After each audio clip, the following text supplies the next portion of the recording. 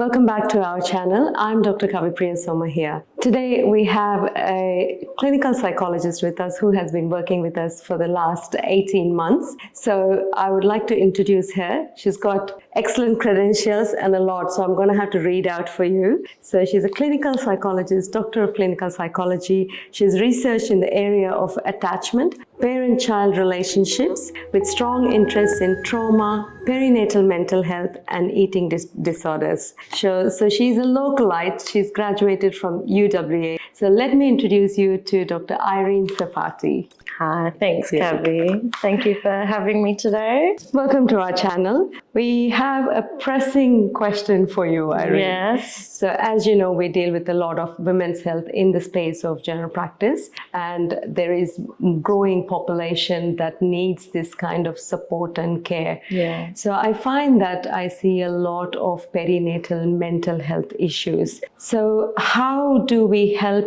these women, and what exactly is perinatal mental health that you would classify it as? Yeah, it's a good question. So perinatal mental health, it's a pretty broad term. We'll start with perinatal. So perinatal, as obviously you would know, Kavi, it is the period from the start of pregnancy, typically until the baby is up to 1 year of age. Okay. So then we think about mental health, and that's essentially, the psychological, social well-being of a person. So with perinatal mental health, it is the parent's well-being during the period of pregnancy to, as I said, when the baby is 1 year old. So we know that, this period is marked by huge changes. We have huge lifestyle changes for parents, huge emotional, social, physical changes in new parents. So obviously there's a lot of challenges that can come with that as well. Things like breastfeeding challenges, even kind of birthing, pregnancy complications. We can have relationship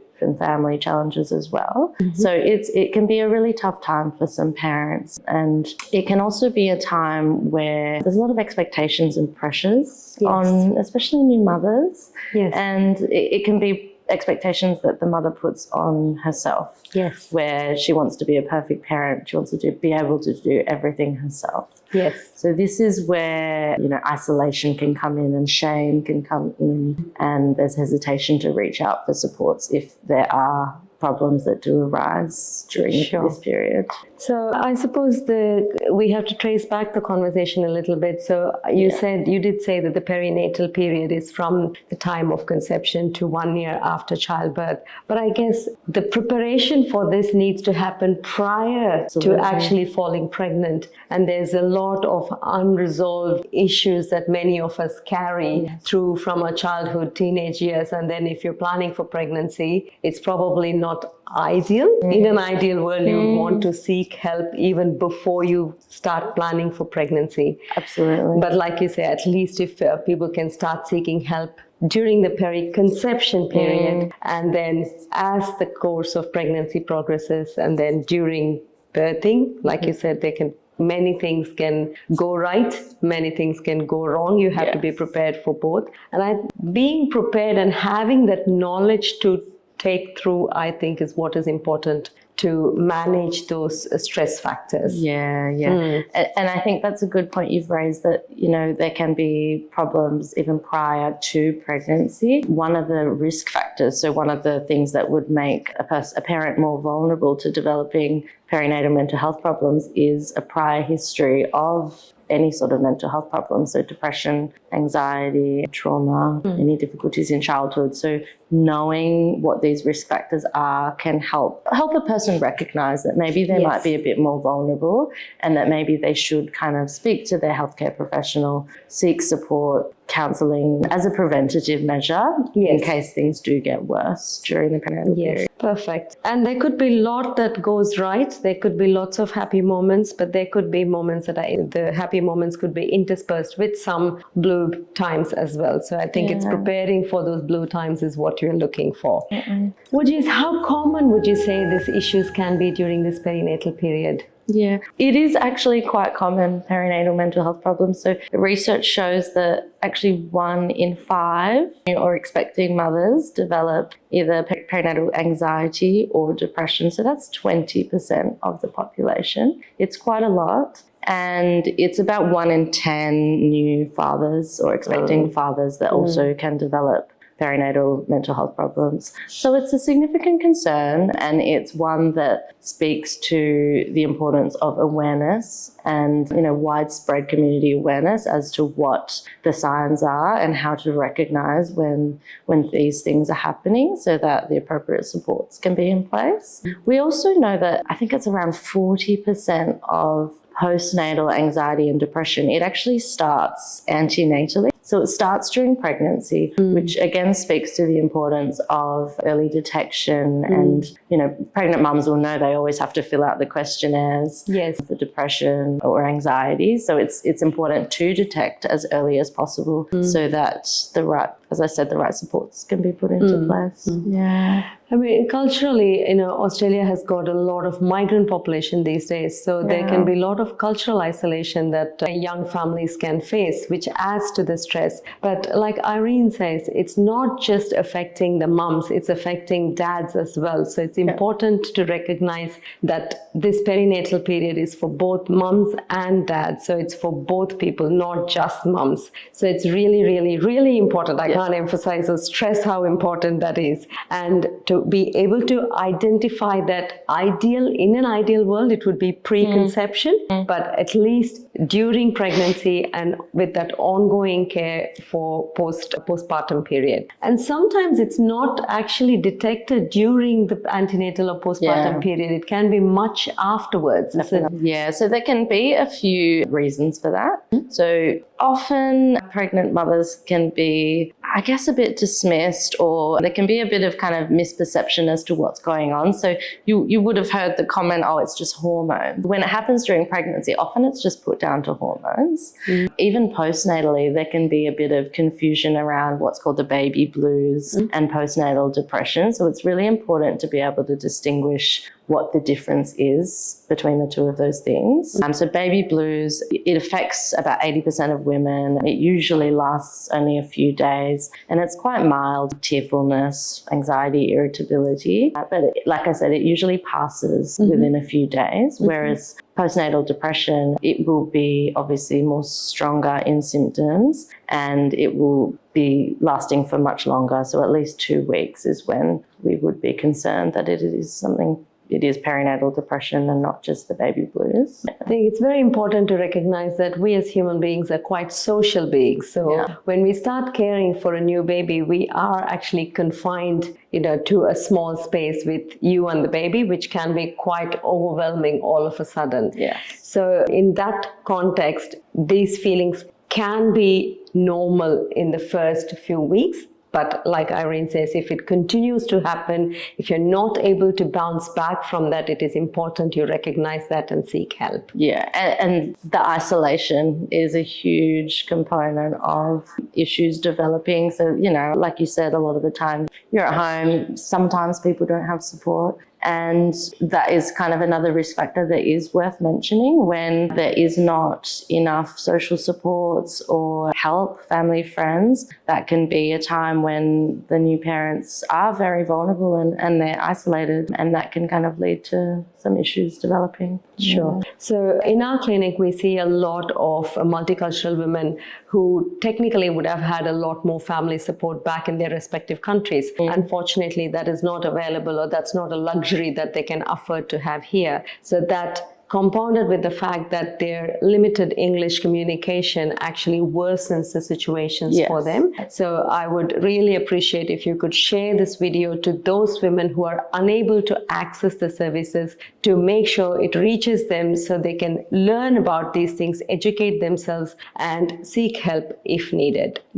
And I think an important point, just to add to that, the fact that we do have a lot of multicultural women here, is that there can be a lot of stigma in mental health problems and in seeking support, that there can be a lot of pressures and expectations that they should be able to do it. And so it might not be culturally acceptable to reach out to a psychologist and to speak about it. So that can be a really important barrier for treatment. Absolutely. Yeah. I think that's a very important point that you have raised. So we have to normalize seeking counseling or psychology help. So everybody who needs it can go and access the service, just like how you would access any other service like a physiotherapy or a dietitian or seeing a GP or a specialist. It should be normalized that seeing a psychologist for certain issues is not a taboo, or it should not be stigmatized. So we did speak about the risk factors, but are there any in particular that you want to highlight in terms of what the risk factors for development of perinatal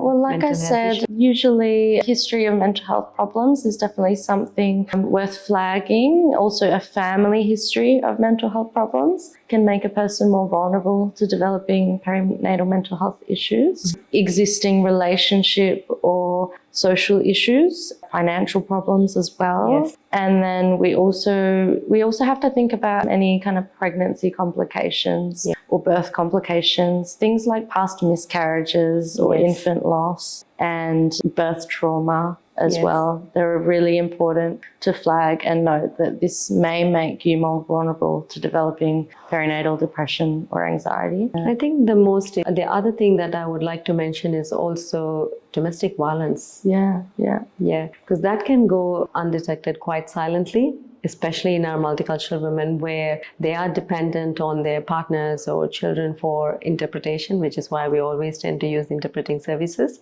But that can be a significant issue because they probably, like you say, not just finances and this, but they're probably dependent on their spouses for either like the visa or whatever, their stay in Australia could be compromised if they speak up. So that could add to the already vulnerable time of being pregnant or just having a baby. Yeah. So for us as healthcare professionals, who are not so good, or let's just say, let's enhance our knowledge, how do we identify perinatal mental health issues? Like you say, we all do EPDS, but also a little bit of expansion, probably some cues that you can give us. Yeah, absolutely. So like I said, it's first important to distinguish between what's normal and what's not normal. So when it does become a problem. So I'll speak about, I guess, perinatal depression and anxiety. So with perinatal depression, it's similar to kind of depression developing at any other point in life. So there's the hallmark depressed mood or sadness. There's often feelings of hopelessness or guilt, shame as well. There might be reports of lacking energy, difficulty concentrating or focusing. There might be kind of thoughts of death or suicide or urges to self-harm, and it will last for longer than 2 weeks. So I think it's important, like we already mentioned, to know how strong the symptoms are and how long they are lasting. An important thing with depression is also there's often a kind of pulling away from previous activities that the person used to enjoy. So it's that lack of enjoyment or fulfillment or pleasure from things that they used to find pleasurable. And then there's often also the withdrawal from social relationships, which is, again, it kind of adds to that presentation of depression. With perinatal anxiety, so it's a bit different. They do have a few shared symptoms that I'll talk about, but with anxiety to start, it presents more as kind of an agitation or feeling on edge, keyed up, like a heightened arousal in your body. There's often kind of a generalized worry, so it can feel like racing thoughts. And in the perinatal period, it's very often about the new baby, well-being or health, but it can also be about the parent's own well-being or health. And then with anxiety, there's obviously the physiological symptoms that come with that as well. So there's the kind of racing heart, the muscle tension, the shortness of breath, or the feeling kind of faint or weak or nauseous that can come with anxiety.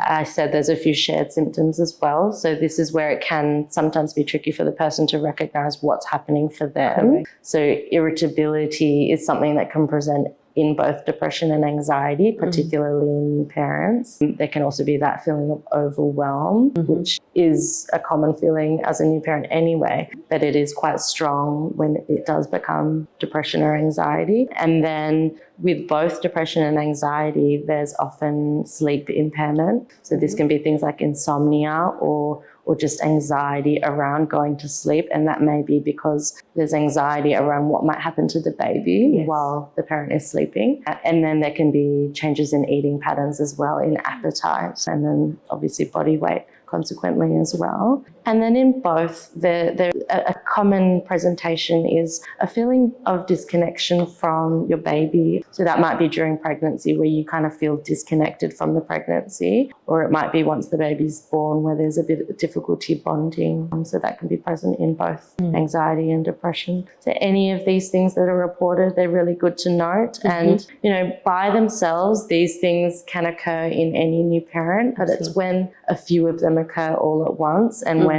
they last quite a while, and they're impairing for the person, and they're getting in the way of the person living their lives or completing their kind of daily tasks. That's when it becomes a problem. So there's lots of overlapping symptoms between medical conditions and psychological conditions. So it could be as simple as having an issue with your iron or vitamins, or you're not eating well or not hydrating yourself well, or you could be on some medications for your previous conditions that can worsen these feelings. So it's really important that a thorough history is taken from you, so we can identify whether it is a genuine physical issue or there's a predominant psychological issue, and then we can offer appropriate management for you. I'm going to ask a few quirky questions now. So is this isolated diagnosis to first-time parents? No, definitely not, Kavi. So each pregnancy and birthing experience can be so different for each child. And in subsequent pregnancies, sometimes it can even be harder for some parents, because there is the added responsibility of another child and the added workload that comes with it, particularly if you don't have the social support or the family help there. So it can definitely present at any pregnancy or childbirth. And I think that's a really important thing to note as well, because sometimes parents might think, oh, but I was fine with my first child. Why would this be a problem now? But circumstances can be so different, and each child can be so different as well, and different complications can come up in each childbirth as well, as you would be very aware of.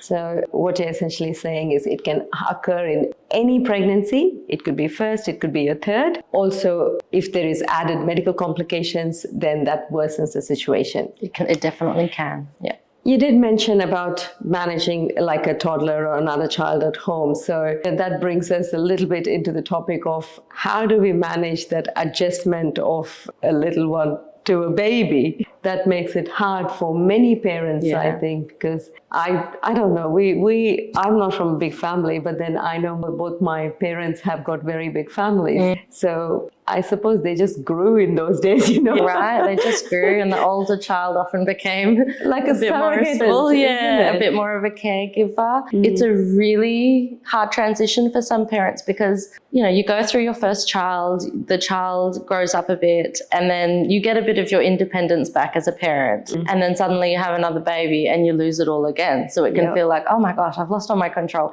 And I have another older child that often, you know, if you're having your child 2-3 years apart, which is a common period gap between children, that older child is in a toddler phase, which is really challenging. It comes with its own challenges, and they're developing their own social and emotional capacities. So you're trying to kind of manage a toddler and help them grow and develop, while then also being, often a baby is attached to you. So it can be a really hard time. Like I said, I can't speak more importantly of social supports, friends and family, and being able to reach out and not feel ashamed to ask for help. Because again, that can be another barrier when the parent thinks, I should be able to do this, everyone else can do this, and they don't actually ask, even if there are people that can help, but they hesitate to kind of let go of that shame and know that reaching out and asking for help, it's actually a sign of strength. And you're not just looking after yourself, you're also looking after your child, your baby, the rest of your family relationships as well.